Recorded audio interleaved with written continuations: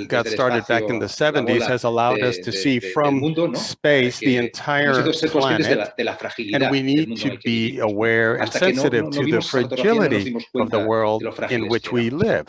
Up until Bueno, that pues time, we precisamente weren't really el that Día del aware of Tesoro how de la Tierra en fragile el the año 70, circumstances ese were. día fue el 23 And when de we diciembre, que started básicamente es this el día en el World que Earth Day in consumimos the todos los recursos 70s, no renovables que it tenemos en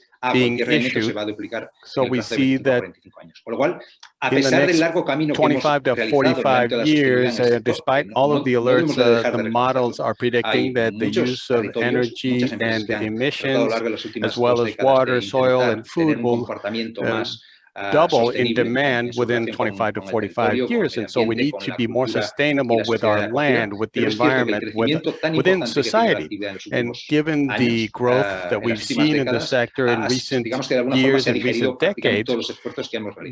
Con then lo cual, el we crecimiento tan importante del basically sector turístico, pues de met alguna the forma expectations from these no ha permitido forecasts. And so que seamos capaces unfortunately, de we tener un haven't éxito a gran escala en been el ámbito able de to la have sostenibilidad. any Con lo cual, large tenemos que scale pensar success with precisamente regard cómo to sustainability, revertir and we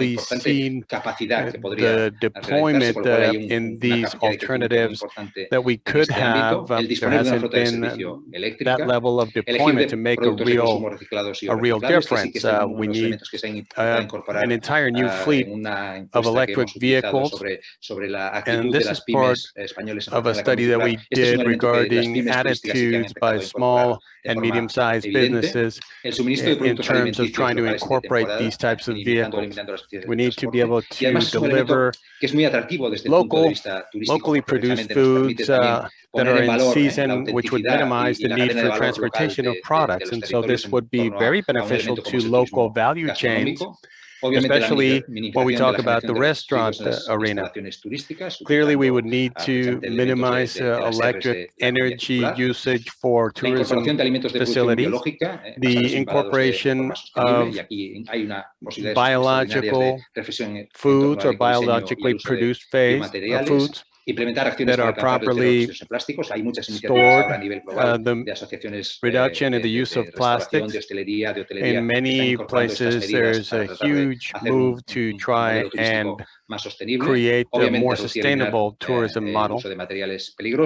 And of course, there's mitigation of using hazardous waste or materials. Additionally, we need to manage in a much more optimal way our water usage. And as you create, for example, a hotel plant, you need to consider the construction elements and ensure that you design new projects for hotels that are energy efficient and perhaps even LEED approved. So all of these measures are relevant, and there's a great deal of literature dedicated to all of these elements. In Spain, we've developed a number of manuals for the tourism sector. These are available in Sequitur's website, and they're available free of charge. And this could be very helpful to begin the process of converting and incorporating these circular economy elements into the tourism sector. And just to conclude, I wanted to mention some of the practices that we include in the manuals that have been deployed at the global level, many in Spain and many others in the Americas. I wanted to mention 4 case study examples to give you an idea of the ecology involved in each destination. I wanted to mention 2 very different tourism destinations in Spain. One is Mallorca. For those of you who don't know our country, this is an iconic destination at the global level. It's a Mediterranean island that has become one of the key global locations in the tourism industry. It was a pioneer as a beachfront location, and it's one of the most advanced destinations in terms of incorporating circular economy elements. There is even legislation in place that favors this model. Then we move from there from a destination that's has a beach and an ocean front, and we go to a different area, the Ribera de Navarra, which is an agricultural region. And this location, this destination focuses on the reduction of food waste, and it has become a huge gastronomic tourism hub. I just wanted to mention a couple more examples. This is Iberostar, a very large hotel chain. So the circular economy elements can be incorporated into large corporations as well as small businesses. And so many of these, regardless of the size, need to just engage in a paradigm change. And this is what happened with these operators of this hotel chain.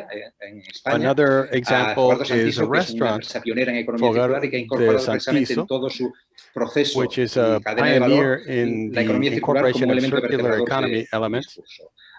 Y lo que pretendo es precisamente eso, And the poner en idea valor que is en la economía to circular se puede incorporar una gran empresa show that multinacional, como es the Iberostar, pero circular también pequeñas economy empresas. elements can be incorporated Y sobre into todo large pensando en corporations la and importancia que small tiene businesses. And I esa wanted to estructura de highlight the pequeñas y medianas importance empresas a that nivel global que the tiene en el sector structure of turístico, pues small and que en medium-sized este caso businesses el have for tamaño the sector no es necesario para is incorporarse a la economía enormous. circular, sino que incluso pequeños And establecimientos no tienen business is too posiblemente small más to be able posibilidades to competitivas incorporate circular economy desde el punto de elements vista de la in incorporación de la order to economía be able circular to en su dinámica be diaria. more cost Muchas gracias. effective and more productive and likewise more profitable. Thank you very much. Well, thank you very much. At the end of the day, I guess size does not matter after all. Very good. You covered from the theoretical to the practical. It was a very complete description of how the circular economy is being incorporated into the sector. And for those of you who don't know, we will have a Q&A session at the end of the webinar. You can direct your questions to each one of the presenters. Additionally, you could use the chat or the Q&A room to submit your questions or comments, and we will do our very best to try and answer as many of those questions as we can. I also wanted to remind everyone that this session is being recorded and it will be available in Segitur's website and the IDB's website very soon after the conclusion of the event. You could go to sectors and the sustainability page, or you could go online to the Segitur website and access the video of this event on that website. Likewise, it's available on Segitur's YouTube channel. It'll be uploaded in the coming weeks once we have the opportunity to have it all edited and translated. Now we're going to move on to the third one of our presentations. Now we're going to focus on measuring destinations' environmental impact. And for this purpose, we are joined by Marco Mendoza, who is a geographer and a founder of True World, which is a company that specializes in democratizing the fight against climate crisis. And they've developed some AI-based software that uses vast pools of data from many, many diverse sources to be able to conduct some analysis to analyze carbon footprints. Good afternoon, everyone, and thank you to the IDB and Segitur, and in particular to Victor for having brought me to my first presentation in public in order to introduce True World. And being very honest, I have something prepared, but as I move on in the webinar, I will be adapting to the circumstances so that I can stress and highlight something that is very important. It is extremely important and using as a reference of the fact that we have to act locally and think globally, the key to success, irrespective of the destination or the solutions offered by some of the colleagues that we've heard here and in other places where I've been invited that have done this successfully, and everyone with very effective practical cases. And obviously, my congratulations to all.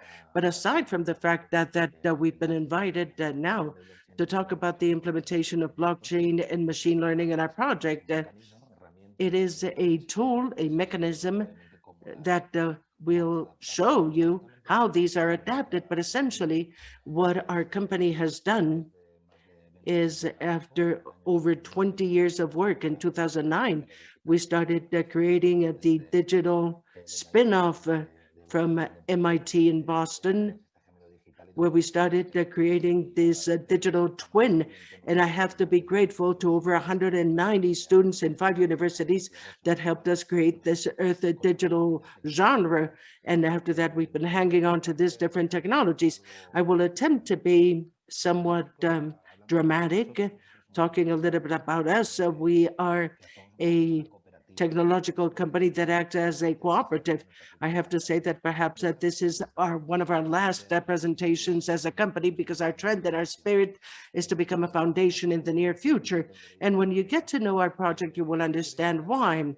I want to invite those who've been speaking before me and those who come after me and the audience to think about how data and information is good, and it is very important that we manage it, that we take a look at it and have parameters and metrics at a local level. But when we speak of sustainability, or when we speak of the environment, we must have an even greater responsibility, and we have to understand how physics works, how nature works, and how the different microorganisms and biodiversity and the different types of life will work in order to understand that there's no local solution for the phenomenon of a climate crisis.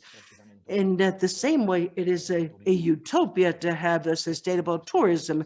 It is not sustainable in itself. In practice, what we've learned is that in spite of the best policy followed by a point of destination, if they don't understand the world as it works and its physical laws, it cannot follow local policies in order to overcome a problem that is above and beyond Segitur and to each and every one of us. And let me just give you a brief example, which is something odd.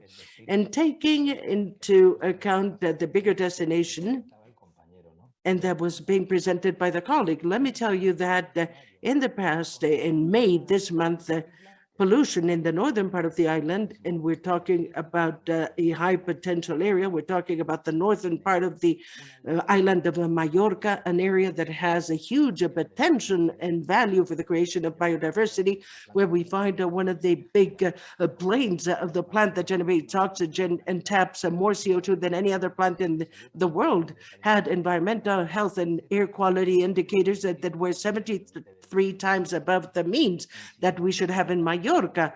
And if we attempt to solve or to understand how to have sustainable tourism or how to empower this destination, understanding the policy for the northern part of the islands or either national, we will never understand what happened, because the reason for this contamination comes from the El Nino phenomenon. There's a stream known as the current that starts in Iceland and that comes empowered by the south of Great Britain, Plymouth, a highly industrial area where the suspended particles ultimately are deposited and get in touch coming down through the Mediterranean in the northern part of the island.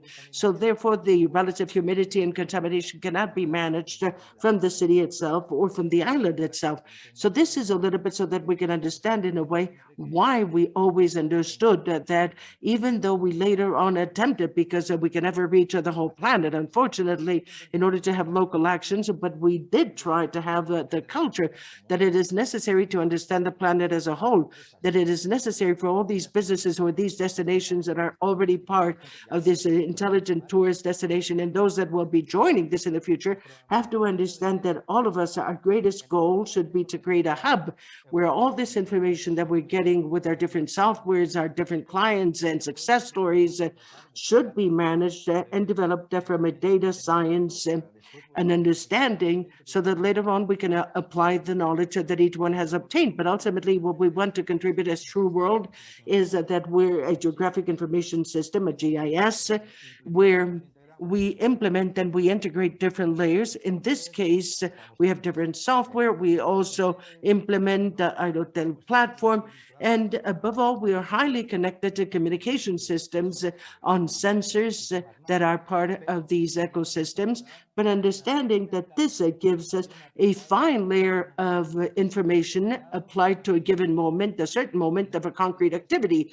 Ultimately, visualizing this is extremely important, because we do understand that no ITD and no smart project that ultimately can be successful if they don't comply with two things. And this is my personal opinion. If the citizen or the tourist does not feel and does not participate in that part of the feeling that they're smart and that they're in an intelligent destination, they're not successful.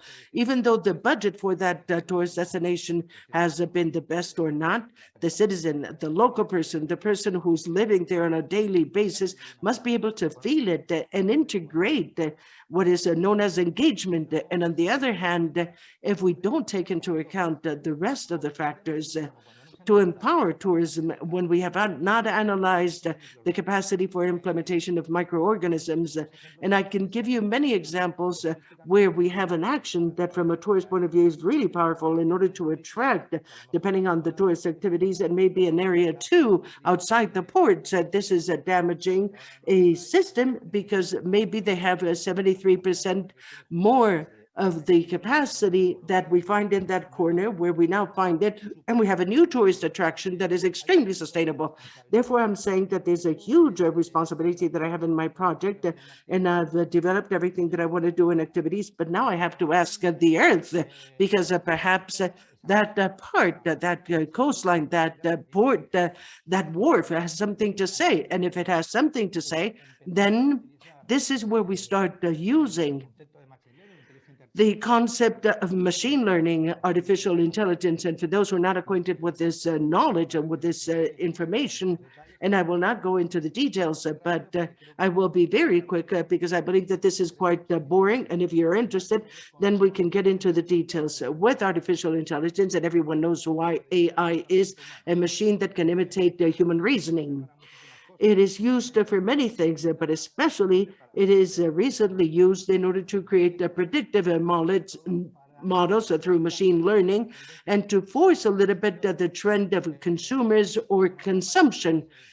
Most of them are based on startups with big data, where we believe that we shouldn't go to that in order to look for information, because if we go to the same source, if we all look for the same objective, which is to increase the economic side of things, if we attempt to put together that with sustainability, it will be quite inconsistent. So how do we use this very easily?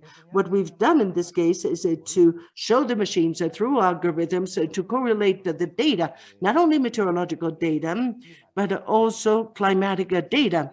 That is to say, if we take into account that, for example, we know that in air density and the humidity, it changes, and then we have a much more drastic model for the rise in temperature in order to predict a fire or a heat wave.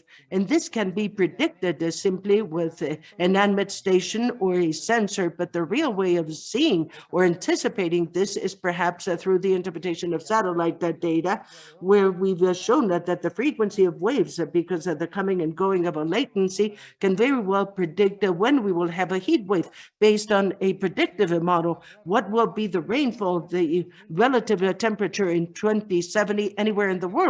And this is what we've been able to do in True World. True World, as I was saying, is currently the portal that just signed with the European Union, with the technical team for satellite data, for data that indicate climate change, and adding to this bioscience. If there's anyone here who also works on this technology, in our case, what do we have? It is a system in blockchain that facilitates mutation and that permits to create traceability between the information that is within that chain. And it is used for many things, amongst those transactions of cryptocurrency. And in our case, we started with trying to manage in a very rough way, being part of a consortium without a lot of sense to it, because ultimately we saw that we were not using the protocol and the capacity that blockchain had in order to truly give full custody of the information of absolutely all indicators that participate, calculating a carbon footprint all the way to the calibration of a sensor, and who has been the authors or emitters that have been taken into account in order to take a piece of information. So what do we do, or how do we use? And this is something very interesting. We will give you an example. We are now in real time and in blockchain having 56,000 indicators and 10,000 sensors in real time, measuring the quality of the air at a global level. And I will show you how this has been achieved. But something that with Ethereum or any form of crypto transaction or mining would have been impossible from the cost point of view. We had 49,000 euros a day in order to trace the air quality index at a world level. And now we have each transaction for each sensor a day to have 0.0004. So this allows us so that practically with a symbolic cost between the transaction and the use is through the creation of assets and modules, but it enables us in a way to have the custody, the full custody of all the information related to the destination. It is not whether the software or the municipality joined, and if the other one wanted to agree whether the other one has the ITD or not. It is above and beyond them. How is the planet doing, my environment, and what does it say, this beach or this forest, this road? and this neighborhood of what we want to invent later on. Okay, I've been doing this for 12 minutes, so I will try to speed it up. So since I'm running out of time, I will go quickly to show you this. I will go through this very quickly. We want to cross the PMS, the GSI data with the manager, because ultimately they want to have a better online occupancy, etc. In this case, what we're saying by department, and even depending on the department, whether it is engineering or not, here you have copies, as someone was saying, for sustainable development goals.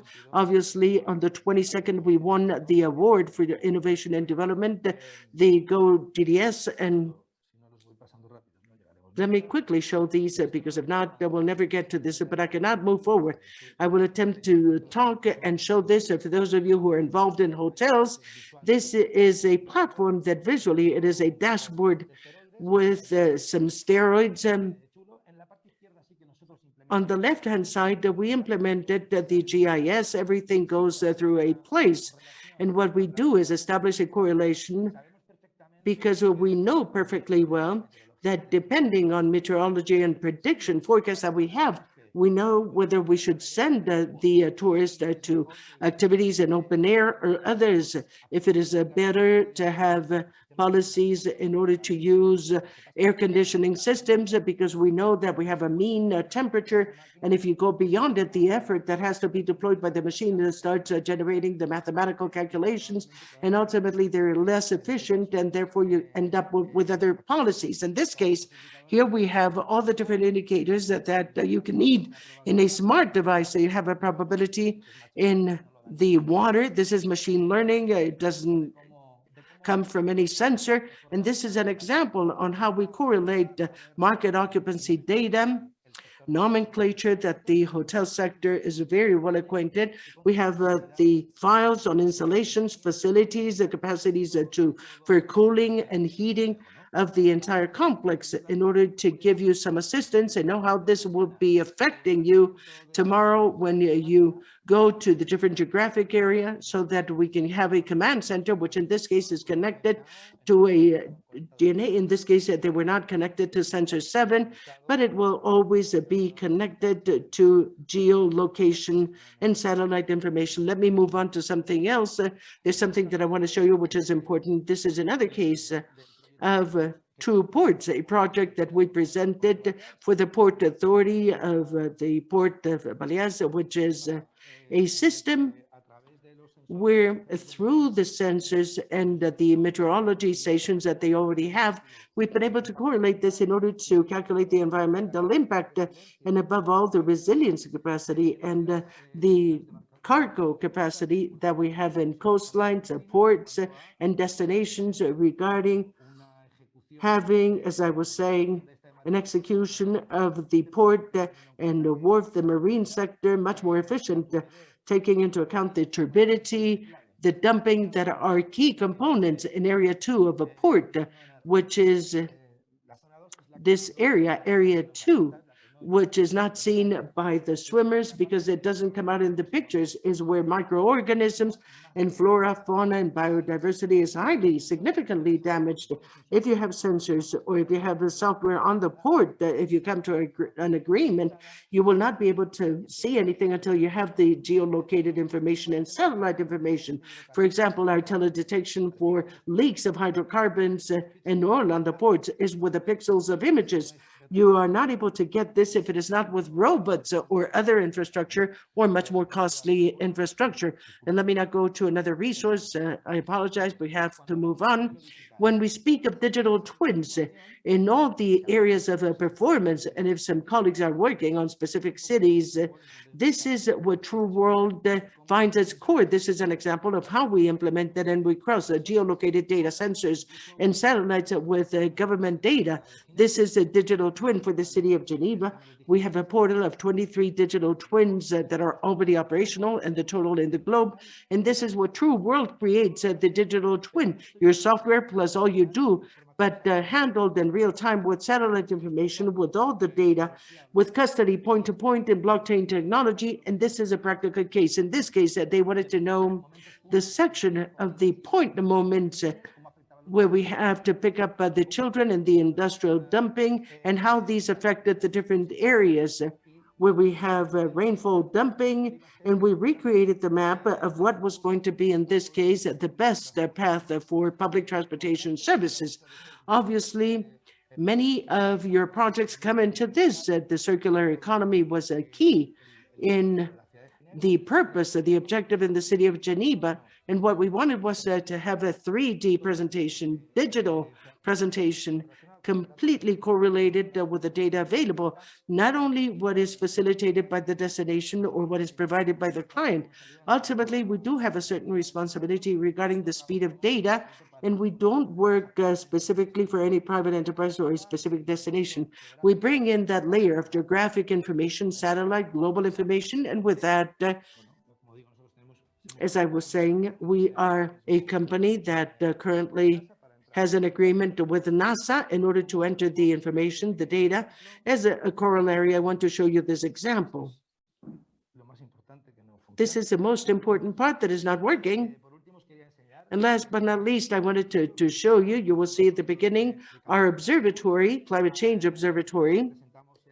We presented this at the last convention of the BSD in Dubai.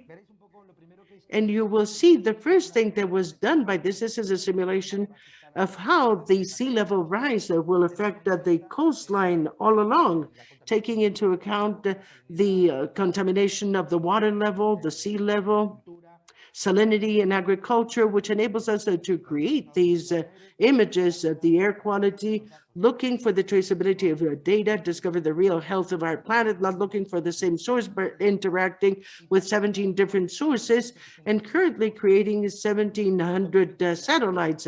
And this enables us to create these models, the modeling through the system and with the algorithms that we use in a correct way. And you can see that there's a relation on how the indigenous community in the desert, the Kalahari Desert, affects indirectly biodiversity in Menorca. And this is wonderful because we see the whole planet. So we have all of this that I just showed you. We have examples. And even though the presentation is somewhat rough, and I apologize for that, but as I was saying, our idea is to embrace all those of you who are working towards that responsibility of turning our destinations into a much more resilient place, much more adapted to the reality of the future that we see coming. That is all on my part, and I will be delighted to answer any questions or supporting any one of my colleagues in the technology that we're using. Thank you very much, Marco. I am sure that you will have a lot of questions on the chat, because I believe that what you've presented is a lot of things intertwined with a lot of technologies, and you've gone beyond. Sometimes we speak of tourism in a frivolous way, but in fact, all the consequences that you've brought to our attention are obvious. And obviously, we should have all those who are sitting here today and those who are following us, who are present in our work, should follow this. Thank you very much. And as we were told, you can include your questions. If you go to the bottom of the screen, the bottom of the Zoom, where you go to the chat question, you can click on chat and ask your questions addressed to any one of the speakers, and we will read them at the end of the presentation. So let us now go on to the fourth presentation out of the 5 that we have for today. And now it is Juan Luis Pozo, the Director of Sustainability and Global Omnium. This is the first company in Spain that has been able to measure the carbon footprint of a city in a certified way. The measurement of the carbon footprint generated by tourists in a destination is one of the huge achievements made by this company represented by Juan Luis. And I now give the floor to Juan Luis. Juan Luis, it's all yours. Thank you very much to the IDB. Thank you to Seguitur. And I was worried because I thought Juan Manuel will not have time. He's the last one. Because if we take longer, I wanted to take more than 20 minutes, and I'm not joking. But aside from that, I wanted to thank you for the presentation, Victor.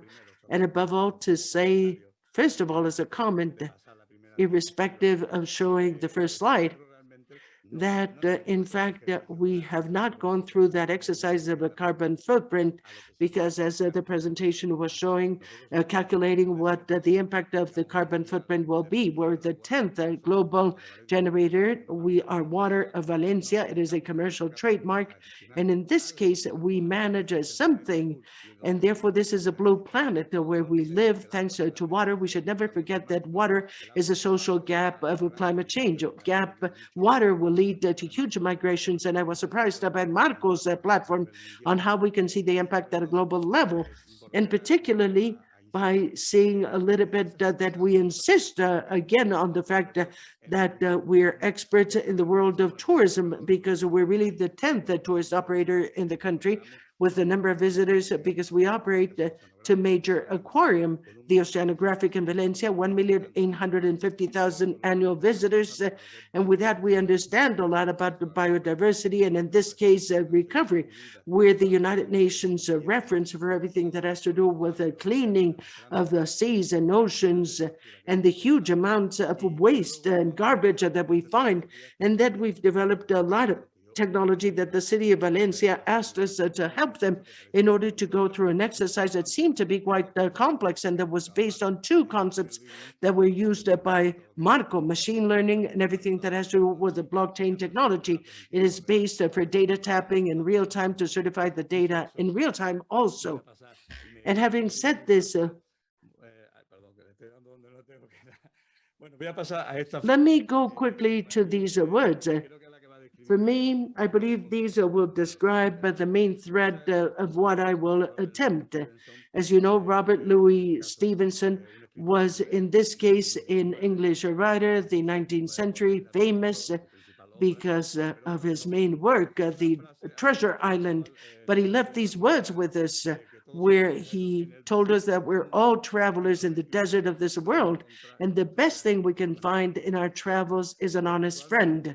Well, by chance, what we're going to find is a desert, and I don't think that the words as was used by the author of Treasure Island, Robert Louis Stevenson, centuries ago, he had the intention for this phrase, but this honest friend that we have, as we were told by Robert Louis Stevenson, this honest friend are tourist destinations. Tourist destinations because we're asking them to be honest on three different things: environmental, social, and governance. And there's one thing that is important, and it is not mentioned in these meetings. The human being does not move because of the culture of the stick or because of the culture of the carrot. The culture of the carrot has not worked. I'm a United Nations member at the UNEP summit, and the culture of the carrot has not worked since 1992 in Rio. And we just celebrated the 30 years of the first summit organized by the United Nations in order to talk about the climate problems. Since 1992, June 3rd, in 1992, we have not made any progress in the fight against the climate emergency. We have a lot of technology, we've developed a lot of technology, but we have not really enforced it and used it because, as I was saying, another scientist in the 19th century, also a British author, in this case, Lord Kelvin, what is not measured cannot be managed, cannot be treated under any concept.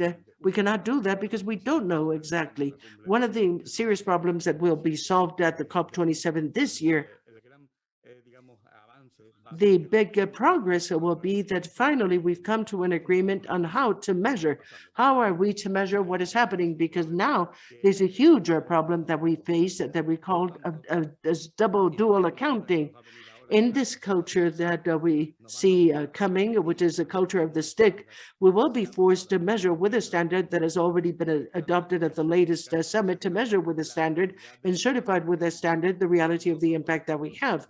In Europe, for example, just to give you an example, in 2023, and many people are not considering this, the European green taxonomy will come into force. And in all activities and all suppliers of these activities, ultimately, these are all, we will be forced in all these activities that in a way they have to measure adequately their impact on the planet. And that impact of any activity that we carry out by humans, any activity. And there's something else that is never mentioned, which is the ambition, which is a word that will be translated adequately, which is that countries, when we go to the climate summit, the only thing we do is not to say that we'll have the culture of the stick. The only thing is to advance, because if we do not meet with this, what sectors have to come into that commitment, these commitments, which is mandatory compliance with different provisions, which is something that they already have to do, and then they will have this culture of the stick.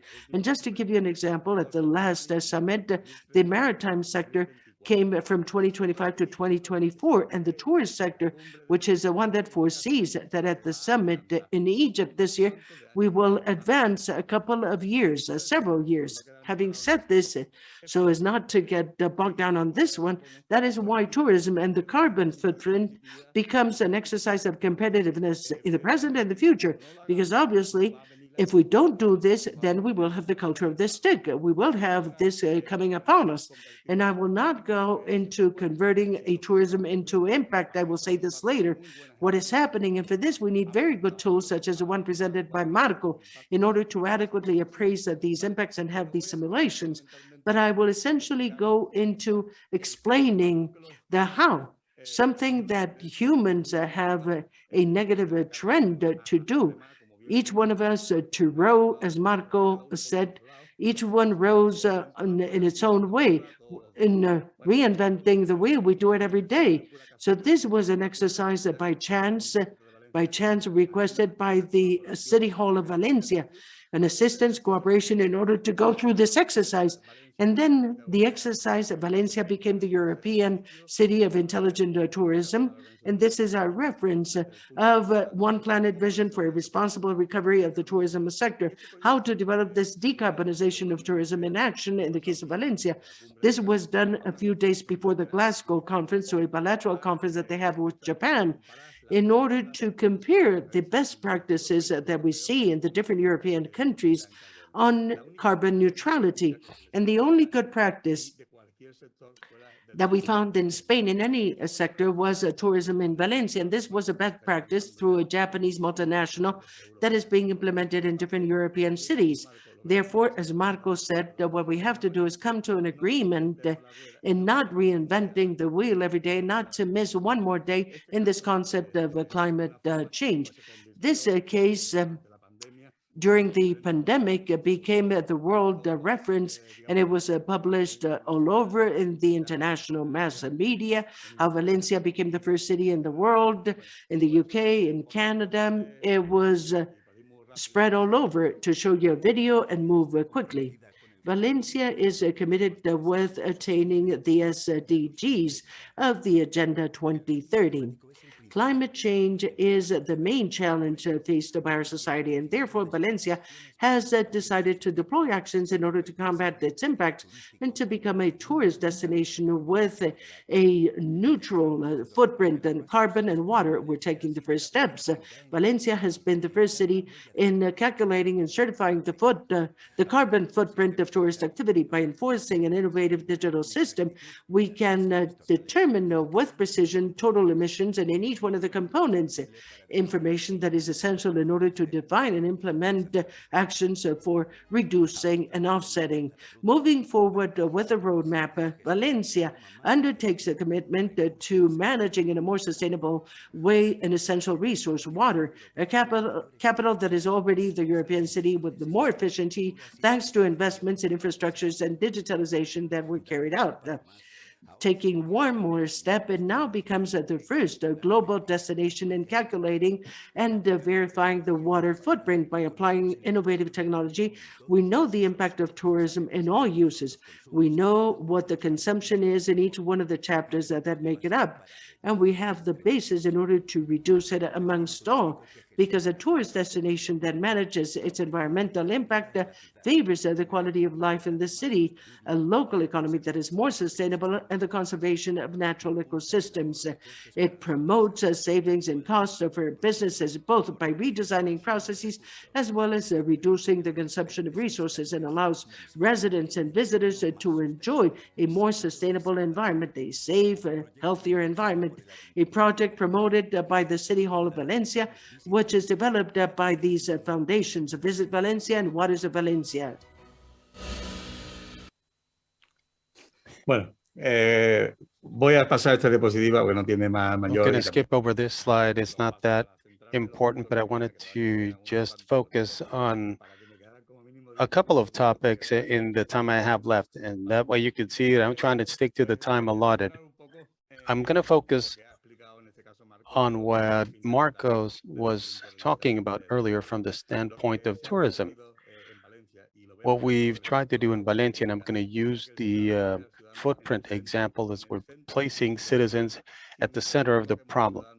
If we don't place citizens at the forefront of the problem and make them a participant in this process, we're not going to achieve anything, because the impacts don't have anything to do with the impacts that are produced locally. These are impacts that occur elsewhere. But what happens is when we have an activity such as tourism in Spain, which is a very important activity for our GDP, we find that we need to be competitive. And by trying to address the inevitability of the stick culture, we're going to have to undertake some measures to develop the necessary wherewithal to have these metrics in place and start reacting sooner rather than later. We have to have the technology in place to be able to apply it in many other locations in a similar or same way, or they can develop their own tools, as Marcos was saying. But what we're trying to do here is to ensure that this movement is already on the way. When we talk about the greenwashing initiative, and there's going to be a summit upcoming, and greenwashing means that we're all good people, but emissions continue to increase at the global level. And the problem was that we had an issue of dual accounting. And now that we've developed some new measurement models, we see that the national inventories have proven to be different than what we were saying previously. So all of the investments that are being made in new technologies will have a positive impact, but right now we didn't know what the real cap for emissions was, because we weren't measuring. What we used to do was measure in a way that was very trusting of what we saw with our eyes, but it wasn't really related to the reality that existed on the ground. So this project needs to be applied in the same way in any part of the world. And the objective needs to be that we begin this movement in some fashion. And this movement that we've undertaken through every chapter that we've undergone with an analysis of all of the tourist activities that are out there, what we're trying to do right now is use this methodology to ensure that all destinations have easy access to this technology, and also have the wherewithal to be able to measure their emissions ceiling and to prevent what will come after the Green Seal test. So we will see the arrival of a culture where we will have to demonstrate that we have a real commitment towards this complete transition away from the carbon economy. And this transition to this new concept will ensure that we don't pay a premium for that. And this will be a tremendous amount of money that will be spent in the form of the green tariffs, so to speak, unless these measures are undertaken. And all of this will require the collaboration between all of those who have developed these systems that can share this information in order to ensure that everybody understands what the starting point shall be for us to be able to achieve some measure of progress. We won't be able to move forward if we don't understand what the starting point is. If we focus continuously on the so-called greenwashing, we all claim to be good people, and yet everything still continues to increase, then we will fail because we didn't measure adequately, because we didn't apply the necessary ceiling, the real ceiling, to determine whether or not this data point through comparative analysis is true, or if I'm perhaps mistaken based on the analysis that I undertook. That's the real change that we need to promote. We need to promote change for transparency. We need to strip ourselves naked and speak brutally and honestly, as Robert Louis Stevenson said. We need to be socially honest and environmentally honest and address the governance issues that are in play. Otherwise, there will be no impact, certainly not at the local or regional level. And there's another concept involved in all of this. Years ago, we left behind what we had at that time when we spoke about climate change. We talked about these terms in very different ways, but now we're referring to this as a climate crisis, and we're trying to mitigate and reverse these effects. And nobody wants to say that there are impacts on biodiversity and the capacities for water resources, especially freshwater resources the world over. And this invariably will lead us to look somewhere else. And even if someday we could actually achieve a transition in the economies from fossil fuels to new technologies and all the advances that we've seen with green nitrogen and what have you, by that time, we'll see that the impacts on the planet will be irreversible. And so we need to be able to place everybody in their proper place in terms of how the collaboration needs to take place. And since we haven't done this in these summits, what we're going to be approving in the coming events would be to advance a series of sectors within the tourism sector towards these green initiatives, because at the end of the day, they're going to realize that if we don't contribute our little grain of sand, we're not going to be persuading anybody else to do it, to be able to adopt the circular economy elements to all of our value chain components. And we need to convert completely to this new model, this new way of doing things. And we need to exploit that knowledge, that technology, and put it to work. We are conducting all of these events in the large cities, and we're talking continuously about sustainability. We have this example, Gala Michelin, and everybody was there. We had all of the key protagonists known the world over talking about this. And I'm going to end with this, Victor, so that you don't yell at me, even though my clock says I still have a minute left. But just in case I'm a little off, I'm going to say this. What people don't know is that money is something that really doesn't have color. We have painted with the color green, but it really doesn't have anything to do with anything green. So we need to not finance any more events or anything in Europe or anywhere else that's not focusing on the circular economy and on the carbon economy transition to something else. And so instead of undertaking actions, and if we decide to continue with the carbon economy, then whoever doesn't have this plan to convert to the alternative to become net zero in the next few years, then they're going to find that they're not going to have any access to any financing whatsoever. And that's really what we're saying. That's really what we're advocating for. This is a movement that cannot be discussed anymore, needs to be undertaken. And we said this at the Quito summit, and we're going to say the same thing at the Doha summit. And many things are going to change for the people that attend that event. This transition is going to be at the forefront of the discussion. There were a lot of transitions that were being discussed, but this transition is going to oblige the world over to transition to what we need to become in the near future. And I want to thank the IDB and Segitur for this opportunity to take part in this. We have the tools. Our colleagues have talked about some fascinating things that we could use. Let's not reinvent the wheel. Please, let's get to work. And let's not get in each other's way, because there are many opportunities for all of us, especially to change things for the better. Thank you very much, Victor. I think I'm right on top of my allotted time, maybe a few seconds off, but I yield the floor back to you.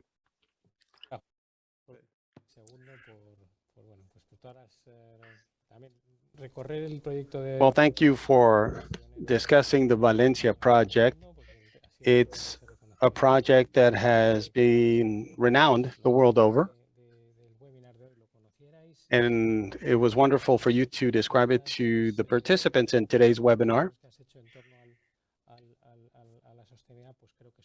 And everything that you made reference to regarding sustainability, it was spot on too. Thank you very much.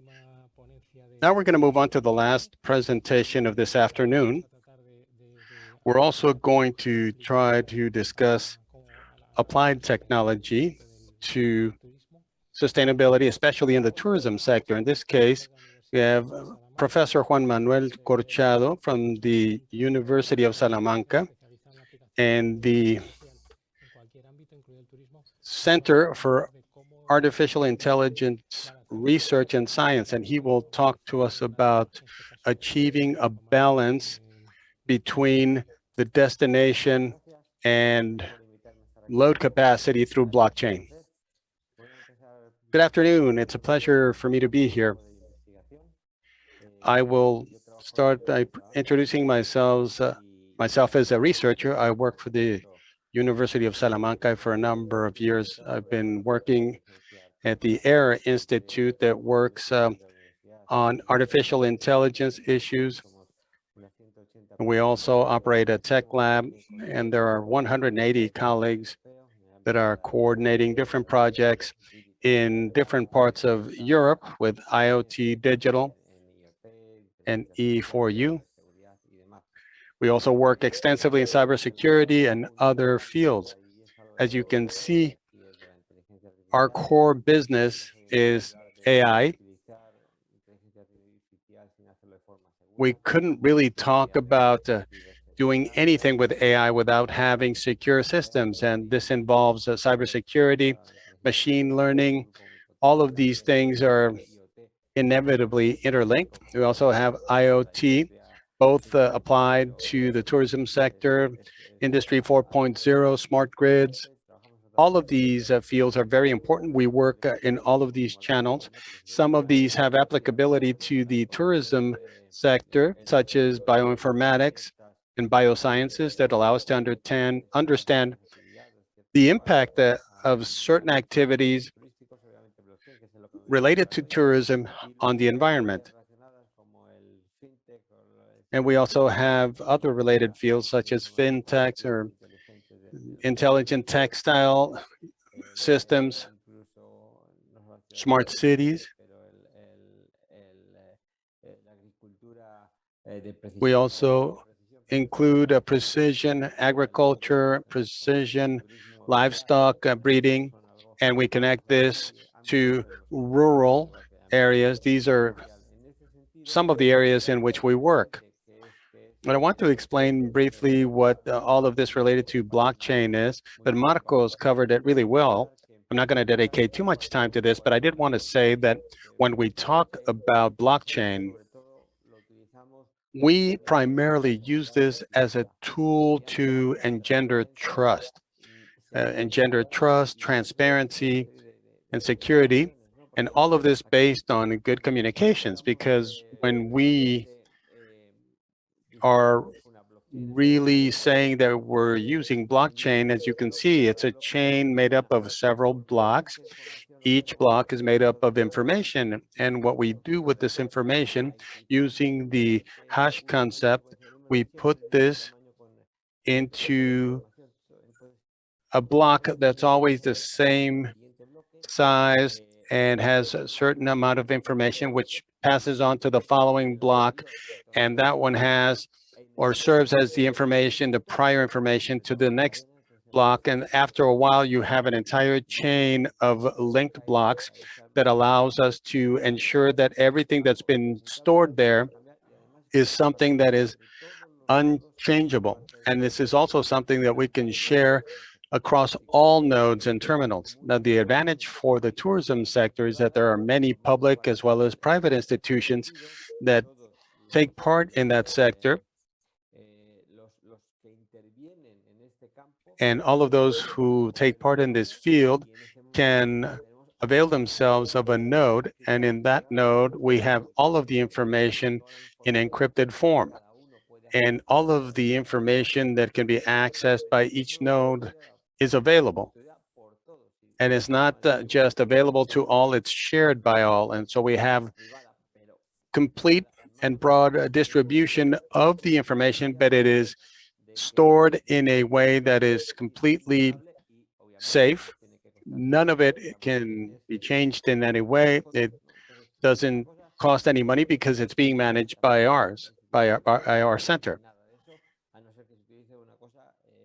So this is what we mean by blockchain. Now, I wanted to focus primarily on the fact that we find ourselves in the world, and I don't want to repeat what was already said, but on the one hand, we have a lot of real-time information access. We have better and cheaper systems, many of which have been deployed in hotel chains and in different tourism facilities, even in the field and destinations. We have cloud-based computing for data storage and analysis. Additionally, we have open data systems.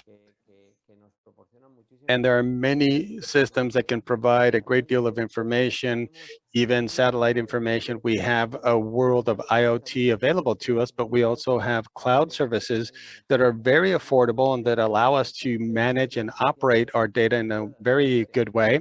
And we also have very advanced AI. And blockchain is at the center of all of this. And blockchain has allowed us to really cultivate a great deal of trust in all of these functions, trust in our databases and our processes.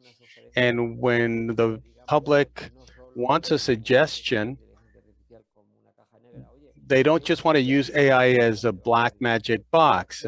We're not going to be saying this is where you need to be because this is where you need to be because it's ideal for you because you have 3 small children that are going to run into this.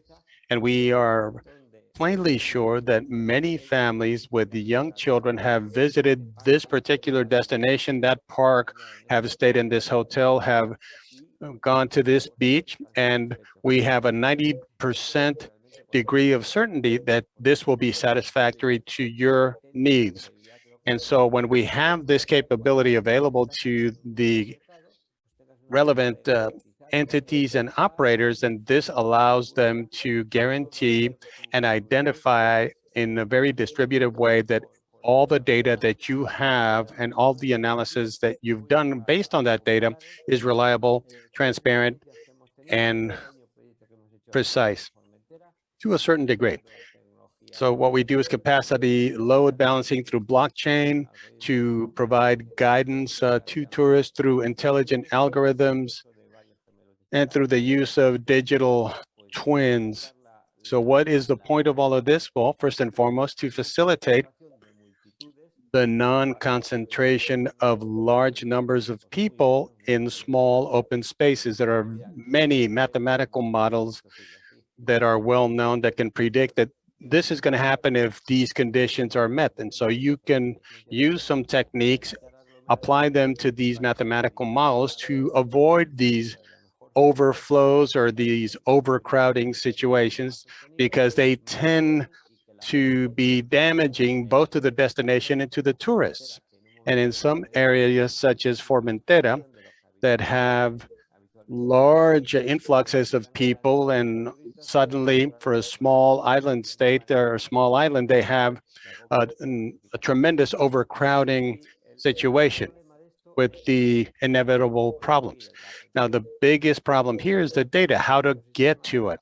So something that's very important in this type of system is that we need to use the largest number or largest amount of data possible. In the upcoming Doha summit, we're going to be discussing this issue with some companies that are focusing on managing systems that focus on crowd management for certain destinations. And something that's important here is that the intelligence is incorporated into the system. The blockchain can be applied. It's very easy to use. Really, blockchain is not as complex as it's made up to be. And we could use the algorithms in the most adequate and appropriate way, but we need to be in agreement with those who hold the data, such as airlines, airports, cruise ship companies. It's also important to be able to access information about museums, football stadiums, as the case may be, as well as meteorological conditions, seasonal conditions that occur in the environment of interest. And of course, we need to assess the security circumstances. We cannot advise somebody that they can go out jogging in a place that's not really deemed to be safe enough. And of course, through the use of blockchain, we can ascertain with real-time data and AI where to direct people as a function of the ever-changing conditions on the ground. And in that way, we can offer a guarantee to our users as to why we are making the recommendations that we're making, because many times people want to know why we are making the suggestions that we are. In that sense, it's important, and it has been very important to undertake this type of process. And that's why we're trying to ensure that we guarantee these spaces, these public vehicles, and we've applied this concept in other sectors as well. Something else that we've been doing is related to the use of blockchain to create green digital tokens. And what we are doing is proposing activities to tourists that will imply improvements in their mobility. We're going to try and get them away from their sedentary lifestyle. We want them to have a more dynamic tourism experience, and this dynamic feature of our suggestions will make them engage in more healthy activities.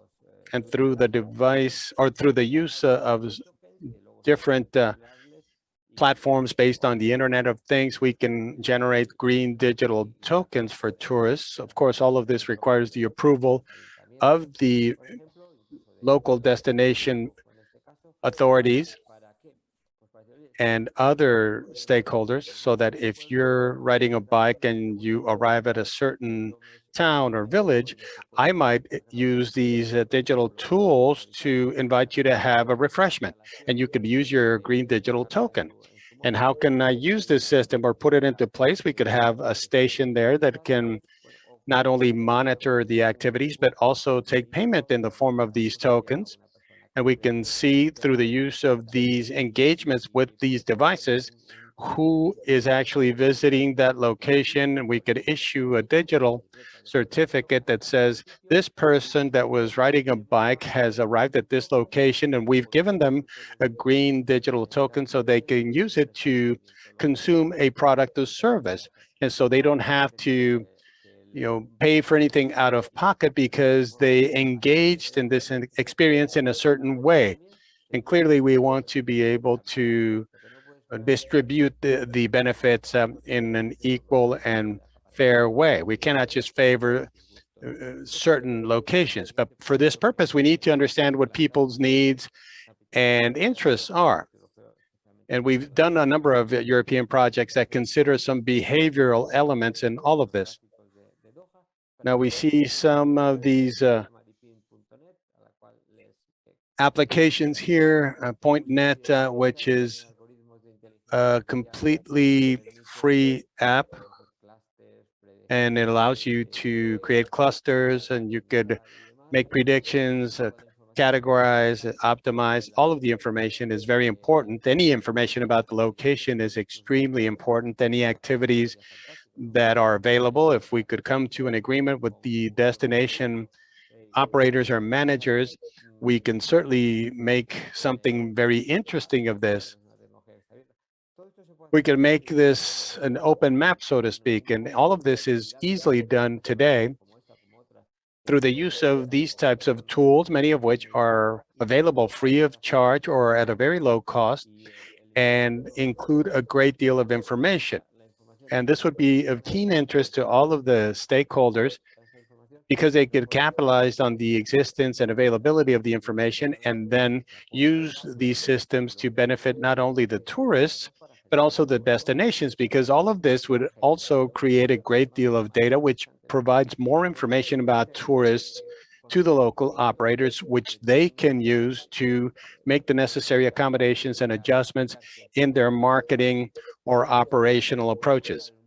So all of this can be uploaded to an open data portal. After validating the data, and this can be very beneficial once the data is collected and validated. Now, we also have this project, the crowdsourced obtention and analytics of data about the crowding of public spaces. These are some of the collaborators with whom we've worked, including a number of European institutions. We have Istanbul, cities such as Sofia, Barcelona, Istanbul, many European cities. And what we tried to do here was gauge tourist interest before arriving at the city. And once they did arrive, we wanted to understand what their experience was during the pandemic. And so we undertook this project in which many times people would be afraid to go to crowded spaces. So what we did was analyze the comfort level. And as we can see here, this is absolutely foundational. You need to put the user at the forefront of what you do with the technology. So the tourist is the person that will provide us the information as to their level of comfort in, say, using the metro. And they could say, it seems like it's okay. I don't have a lot of other users standing too close to me. And all of the conditions are what one would expect. And so when we provided follow-up and tried to assess what the critical points were, where there were some potential issues. And this was primarily based on any comments that related to people being unsatisfied with their experience. And so this allowed us to better manage and even avoid conditions of overcrowding. And part of the process involved guiding users by using the tool and redirecting them through other routes or to other routes so that they could avoid some of these things that they highlighted as conditions of discomfort prior to their arrival at the location. For this purpose, we use different data sources, primarily mobile apps. These are offered by local entities. There are a number of different open data portals, and we established a ticketing and discounting system using a certain technology that issues tokens. And you could say, thank you for being here. You're contributing to not only your own experience, but that of other tourists and making everything comfortable for everyone. As a result, we would like to offer you this token that you can exchange for services or products at these businesses listed here. And this can prove to be very, very effective, especially when you place these devices in different routes, such as metro lines and other types of public vehicle or public transportation systems. We've even incorporated in some cities Uber drivers. And so we are able to map all of these different points of interest, ascertain the levels of congestion and overcrowding. We estimate the number of people per square meter or density of people in all spaces. This is all very useful information, not only for us, but for other public institutions such as local law enforcement, the public safety agencies and what have you. So this is something that allows for the opportunity to organize things a little bit better, and all of this information is easily accessible. I have attempted to be brief in order to recover some of the time and to leave some time available for questions and comments. So congratulations to my colleagues, because I've learned a lot from you. And I also see that we all have a lot of synergies and that we can work together in the future on various projects, joint activities. And Victor, the floor back to you. Thank you very much, Juan Manuel, and thank you, because we've learned a lot from you and how to use a blockchain on 4 practical cases, very clear cases.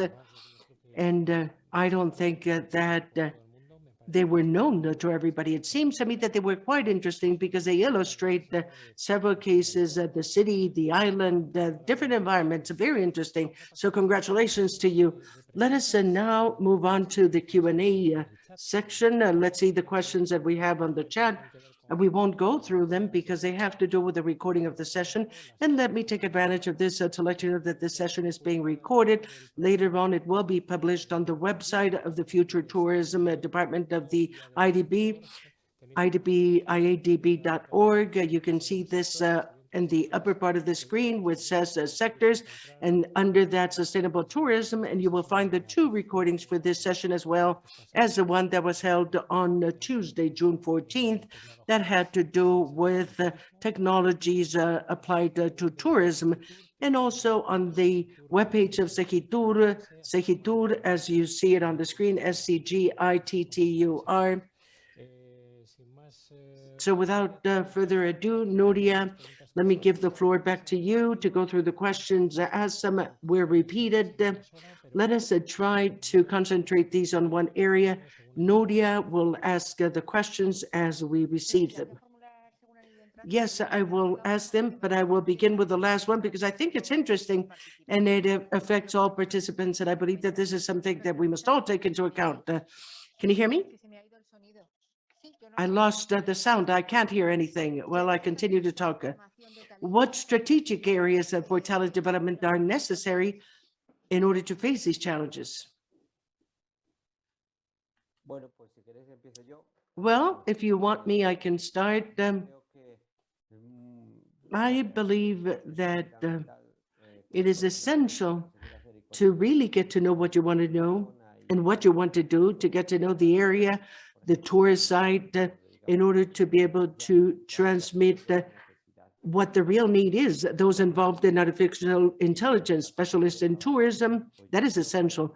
And on that basis, with all the technologies that have been presented here, it is extremely important to have people who have experience, such as the colleagues participating here in AI, that are not only specialists in applying a whole joint set of data, but that they have a global view of all the information that one can tap, and that we use the best techniques for AI in order to deal with different streams and deal with the different sets of data and obtain the best results in prediction, in classification, and all the rest. And for that, it is necessary to have a good specialist or a team of a specialist in tourism, and later capable of bringing together all the information possible at all different levels. And that is not acquired with just a mere information. You need a base on mathematics, artificial intelligence, but with years of experience.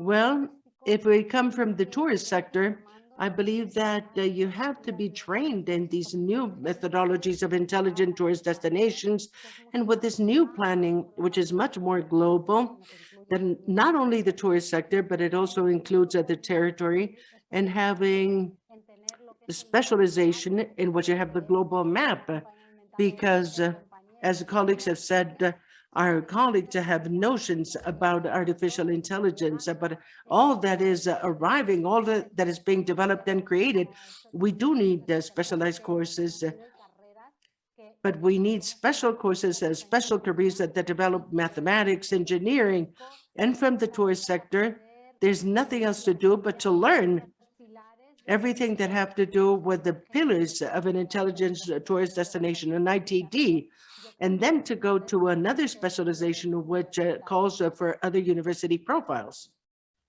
Sí, si queréis intervengo yo.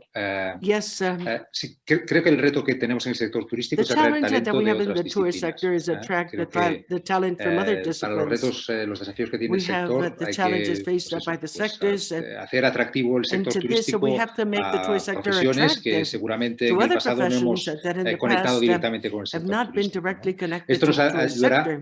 a tener también This will be equipos más helpful in transversales, ¿no? Por having a ejemplo, cuando much more analizamos cross-cutting teams. precisamente las When we competencias, analyze, ¿no? for example, the de los profesionales del skills, sector turístico, the en particular competencies en la of gestión de the destinos, specialists in nos tourist damos cuenta de sectors and que destinations, hay we realize competencias that muy there are potentes skills, very que powerful están siendo skills desfasadas.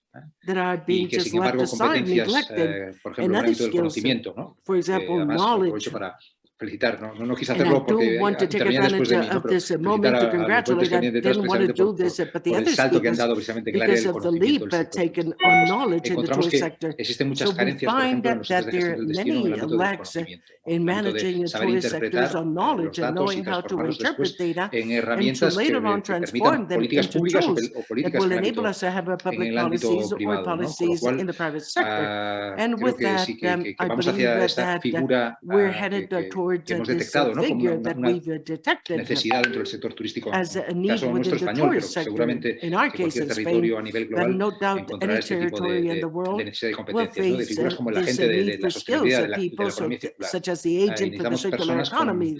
con un We need conocimiento people with profundo y knowledge, transversal, ¿no? Del deep funcionamiento del mundo, ¿no? cross-cutting knowledge about how the Como decía world Marco, ¿no? operates, as No Marco se was trata solamente saying. de poner el It is foco not only en las redes focusing sociales o dónde van a on estar los social mercados networks, social o cuál es media, la where the evolución del sector markets will be, turístico, or what is sino the tener esta development of the visión tourist sector, global but to have this del global territorio y, como view decía él, del of the planeta, ¿no? Con lo territory. cual, And as he was creo que saying, the el reto ahora planet as a es whole.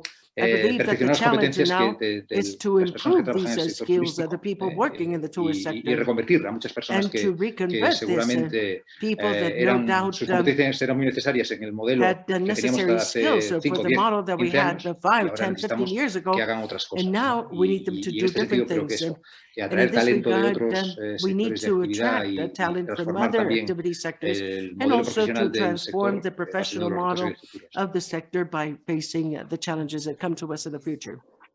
With your permission, first of all, I want to fight for the companies that in the tourist sector are facing this difficult moment because of the pandemic. If you talk to any tourist industry, what they want to do is tap people. I've been involved for years in this very specialized subject, and the environment and sustainability has been a fad. It's been a fad that comes and goes, and depending on an economic crisis or some other factors, it always moves to a second or third position. But going to sustainability in this case, and leaving aside, clearly, tourism ultimately has to be economically viable. But I would quote our dear De La Fuente, who used to say that when you had a health problem, you call a physician. When you want to build a bridge, you call an engineer. Well, when you have environmental problems, you have to leave this in the hand of science and not policies or other actions. And I believe that it is important to heed the scientific point of view and to recall that one of the most serious problems that we're having in the modern era amongst this, the tourist situation, is having lost the link between nature and the human being. I believe that local communities, in the cases of destinations, indigenous communities, small towns, tourism, more decentralized tourism is perhaps the path. But I believe that just like a data science and a mathematician 10, 15 years ago can only aspire to be a professor, nowadays it is one of the most needed positions in any company. Data science, data analysis. I believe that there's a hybrid combination. And if for 70 years tourism has been aggressive and thinking about wealth, now in a way, we should give way to that science and that recovery of the value of ecosystems.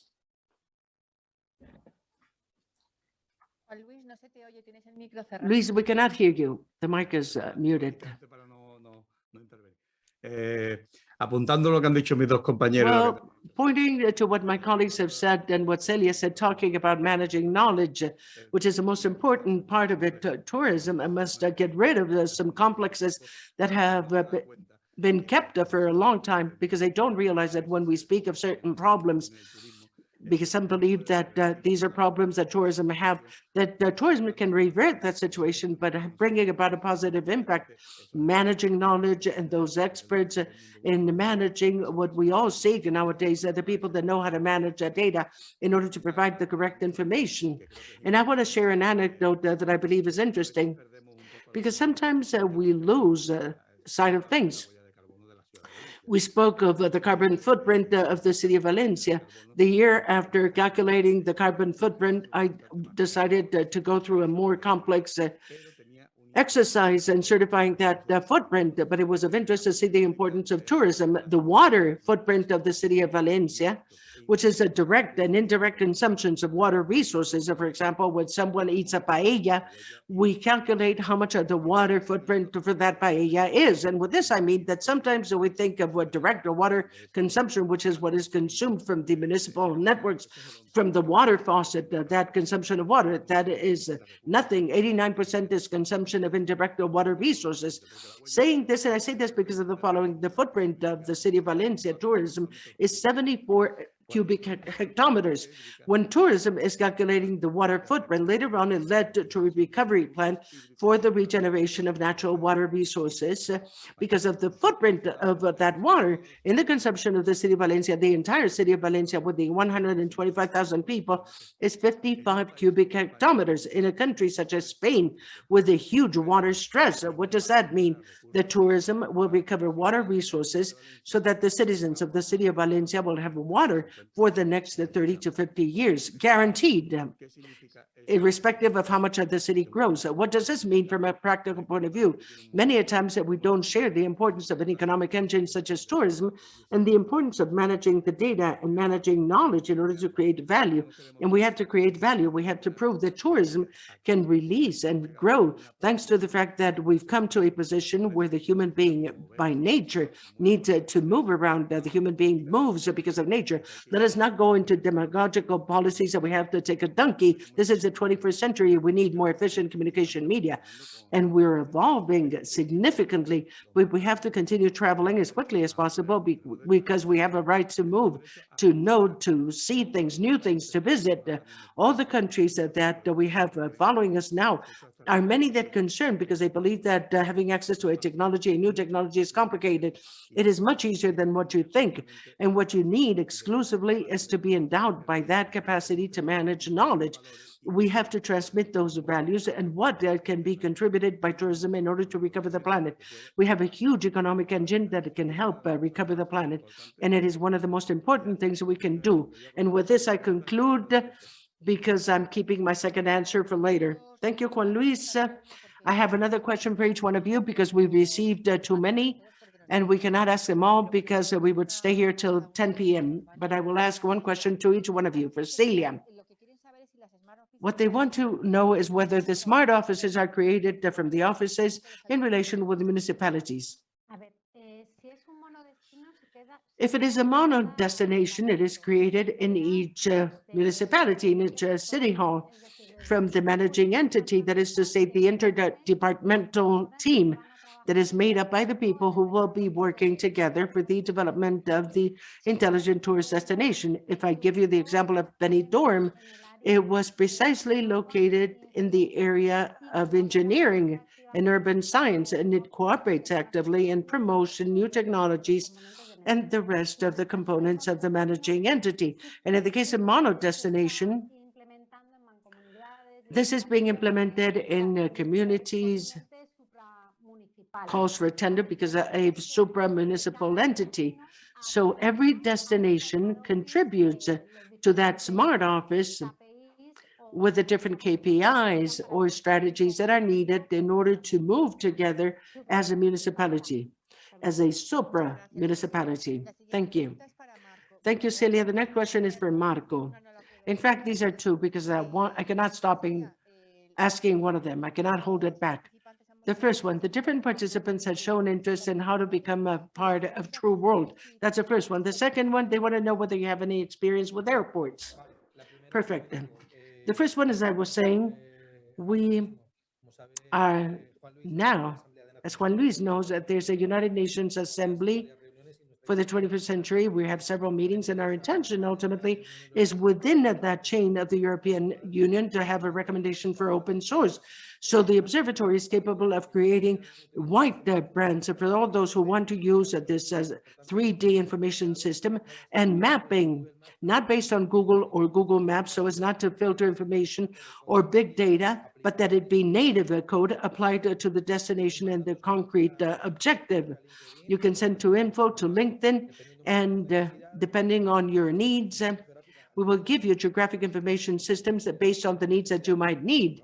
You will have the need for resources. So we will be adapted, and we can get in touch with anyone interested so that we can work on your projects with the GIS, geosatellite information, and then with the software, there's a connector between different softwares that allow you to connect if you have your own tool, something that was designed in Google or a specific language, and there wouldn't be any problems in integrating our software. This relates to accessibility to the observatory. In terms of airports, we are currently into Dubai and JFK. Now, this is a real challenge because we try to access data, as Juan Luis was mentioning, of every type. You can't restrict yourselves to this set of sensors or what have you. Many times, it's not as easy to deal with data related to consumables or destination information. Customers are trying to control their expenditures, and we're trying to control the environment. So this applies to air traffic operations, and it was important for us to address the standards, and there's a lot of aerial spaces that are important. As somebody mentioned early on, this is one of the highest points when we talk about environmental impact, but it's also more transparent.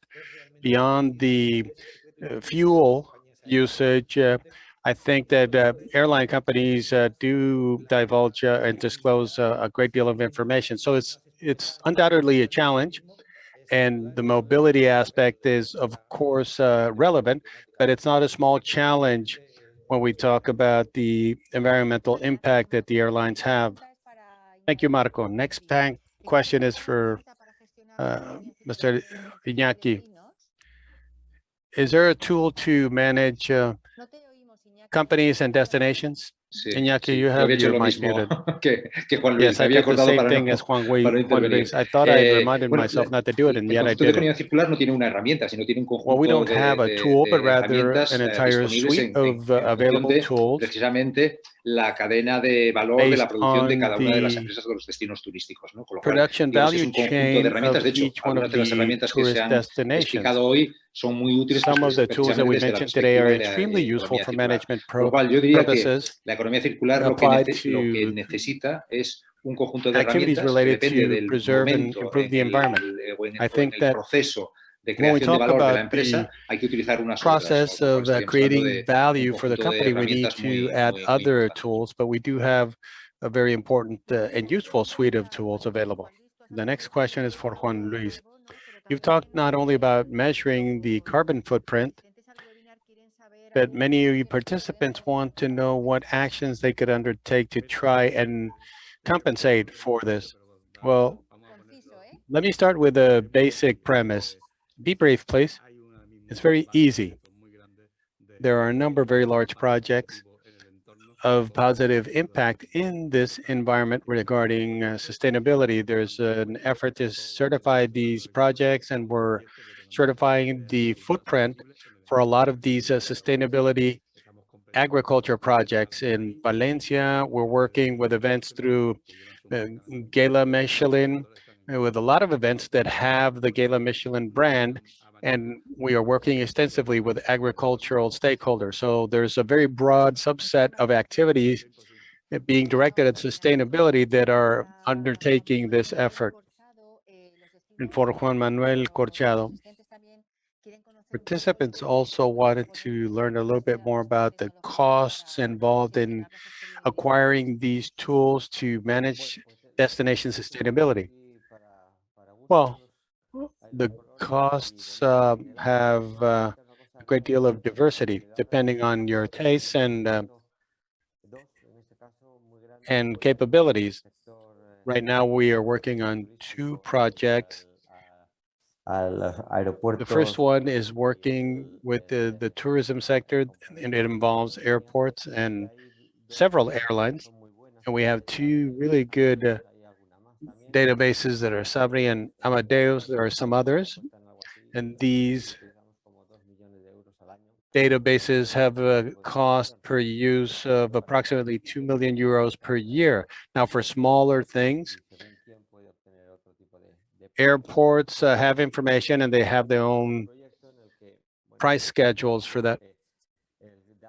Now, if you're looking at a project, you could be facing some data management tools that are very costly, but in other ways, you may be able to access resources by local public municipalities that could have access to some of these databases, or maybe even the taxi cab companies might be able to disclose some pretty good information. Meteorological agencies that the government has could perhaps provide information. In Salamanca, we access data from some of our local public agencies, meteorological agencies, to get information to calculate our carbon footprint.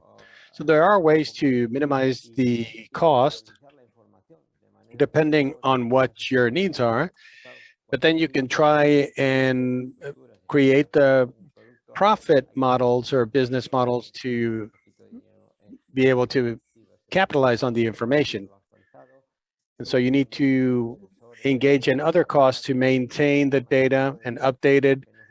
Sometimes there are changes. You have to continuously change what you do and how you do it. What we're trying to do at the present time is reduce our costs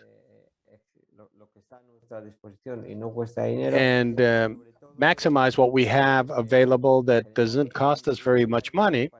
And of course, create a mechanism such that all of those that can benefit and do business with this project can contribute part of the profit to maintaining the infrastructure, and they need to be able to ensure that an investment in a project at the outset does not mean that they won't be required to continue contributing to the project for maintenance. Now, when we start looking at issues and start trying to analyze data and other things, then you realize that this is something that needs to be maintained. And you need to ensure that the stakeholders are aware of the fact that there are running costs to be able to make the system consistent and to ensure that the business can be properly maintained and that services are offered in the best way. If you could access public resources of information and reduce costs, that would be great. But in some larger scale projects, that may not be feasible. This might be more geared towards smaller projects. But in any case, what needs to be understood very clearly is that with the existing technology, cloud-based solutions, AI solutions that are available, such as the ones mentioned by Marcos, access to data and mapping information at low cost, you can achieve a great deal with a relatively small investment. But if you're talking about a project scale that is extremely large, if you're looking at an intelligent or smart environment, at the end of the day, you're going to have third parties perhaps maintain the system. And any city of a certain size that may want to implement one of these projects may have to look at a potential investment on the order of hundreds of thousands of dollars and a few thousand more for the annual maintenance costs. Now, if we're talking about a large-scale project, then depending on the area where you're trying to implement the project, then your costs can shoot up. But there are some technologies and software packets or packages that are not too costly.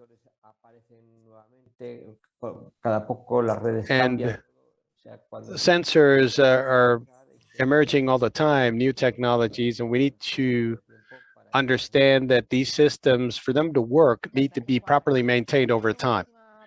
Thank you very much, Juan Manuel. I'd like to pose a final question to everyone, because I think this could be interesting, not only for us, but for the rest of the audience.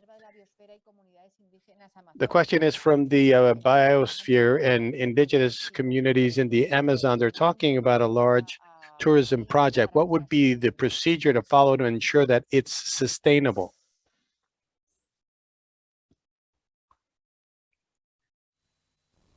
Es difícil, ¿no?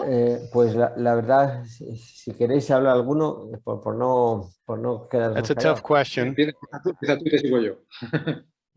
I think I'll get us started. Vale, pues Iñaki, you go ahead. Claro, vosotros ya tenéis herramientas, ¿no? Well, you already have tools de la biosfera, pero creo que la clave para el impulso de un destino turístico sostenible, en primer lugar, es la visión que os planteó Marcos, ¿no? A sustainability project, you need to consider what was mentioned by Marcos. What are the consequences for the territory? And in the broadest terms, the territory from a physical standpoint, but also from a social and cultural standpoint.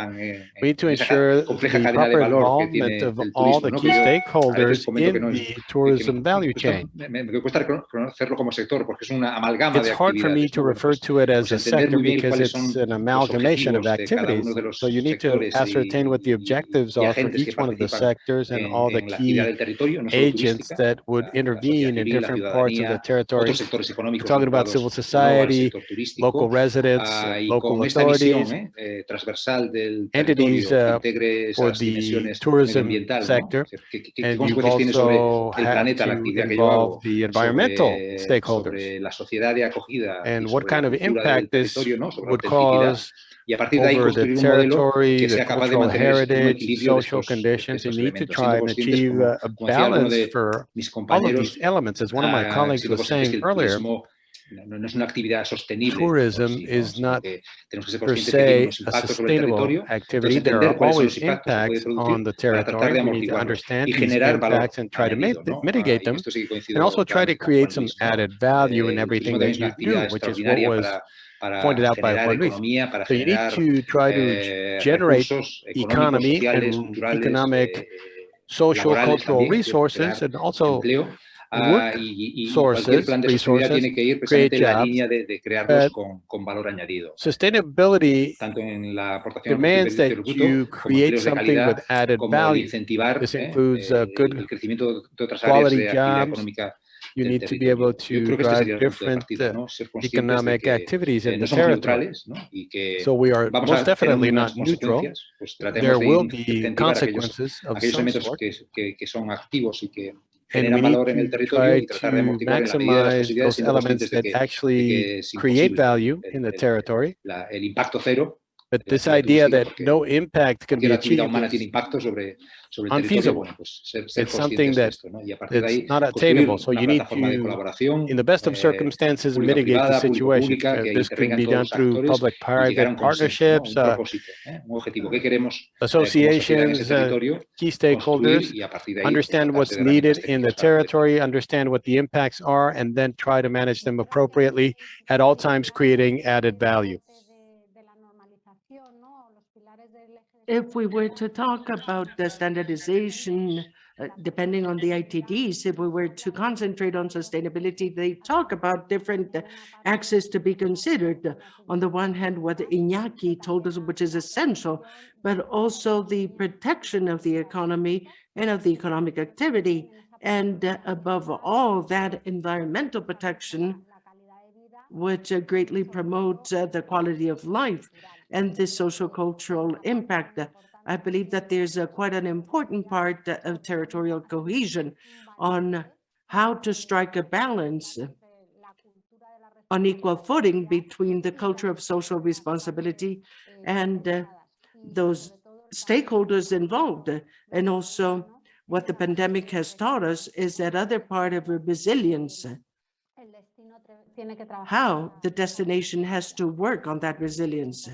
I believe that this would also be important to consider as part of the parameters. Well, it seems to me that what I was about to say, I will be very brief.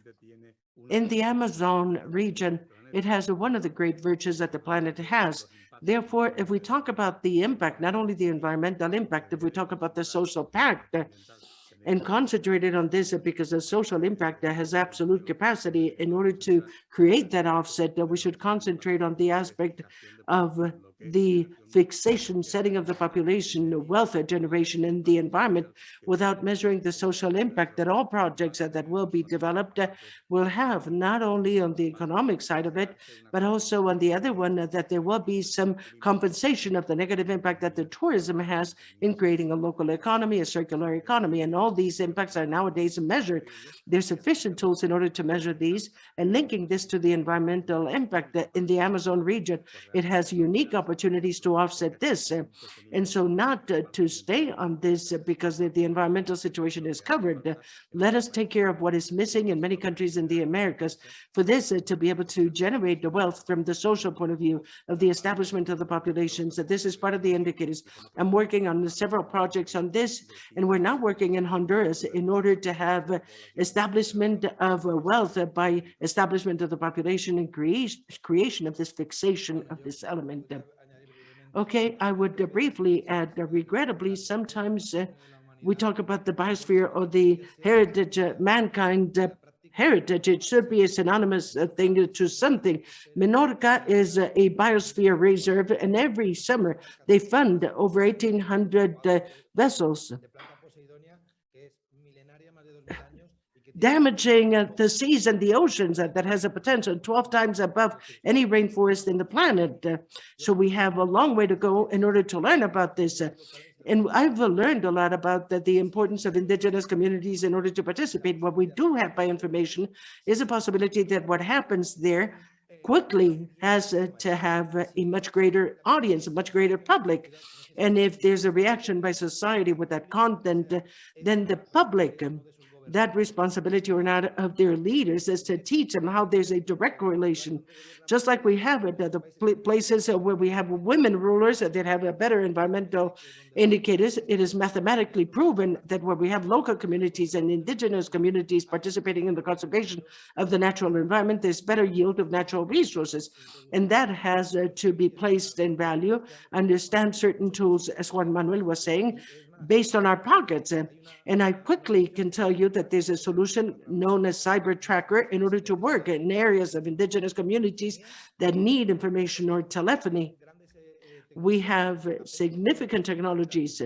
With 25 euros, they detect the illegal cutting and slashing of a forest. It is very easy nowadays to communicate this, to make it public.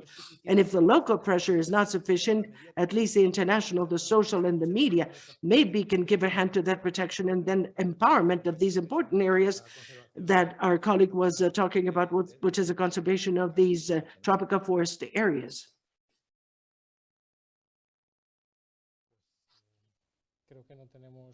I believe that we don't have any more time. We have to bring this to an end. We went beyond the time in over 20 minutes, but the questions were really worth it. And obviously the answers were quite valuable. So we come to the end of the session. And I'd like to thank our guests for today, for being with us and for condensing all that knowledge that they've shared with us in this brief moment that we've spent with them.